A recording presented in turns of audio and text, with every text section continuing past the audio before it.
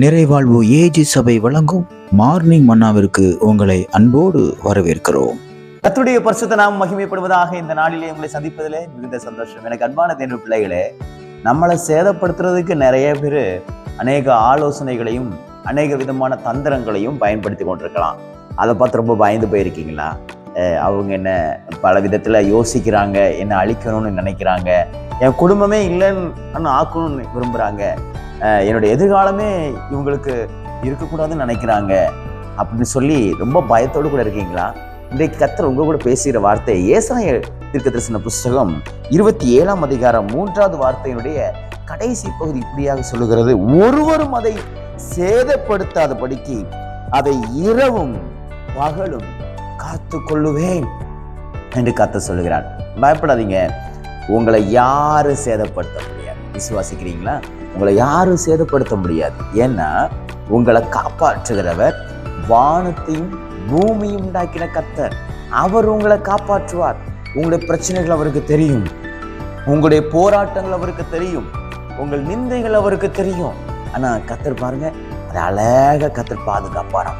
இரவும் பகலும் உங்களை காத்து கொண்டிருக்கிறவர் இருக்கிறார்.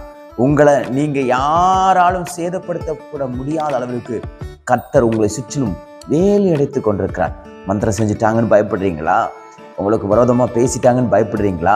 உங்களுக்கு விரோதமாக எழுதி கொடுத்துட்டாங்கன்னு பயப்படுறீங்களா? ஒன்றும் உங்களை சேதப்படுத்தாது. உங்களை பற்றி தவறா எல்லாத்துக்கிட்ட போய் சொல்லி சொல்லி சொல்லி உங்கள் பேரெல்லாம் கெடுத்துட்டாங்கன்னு நினைக்கிறீங்களா? ஒன்றும் உங்களை சேதப்படுத்தாது. பயப்படாதீங்க, பயப்படாதீங்க. பாருங்க, லாபான் அநேக காரியங்களை, தந்திரமான காரியங்கள்லாம் செஞ்சான். ஆனால் தேவன் அனுமதிக்கல யாக்கோபுக்கு. அதே நேரத்தில் ஆமான் மொர்தெகாய்க்கு அநேக தந்திரங்களை செஞ்சான்.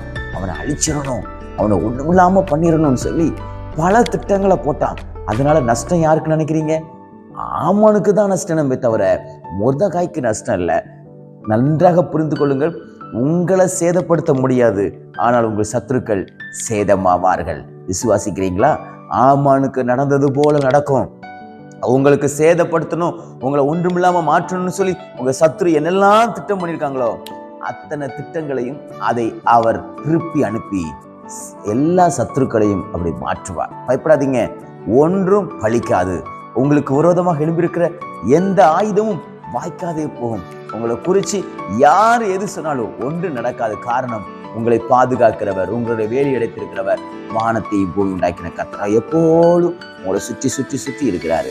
எதுவும் உங்களை சேதப்படுத்தாது. பாவம் உங்களை சேதப்படுத்தாது, சாபம் உங்களை சேதப்படுத்தாது, வியாதி உங்களை சேதப்படுத்தாது, எதுவும் உங்களை சேதப்படுத்தாது. பயப்படாதீங்க, அப்படி ஆயிருமோ இப்படி ஆயிருமோ, எப்படியும் ஒண்ணு ஆகாது. தேவன் உங்களை சுற்றி வேலி அடைத்திருக்கிறார்.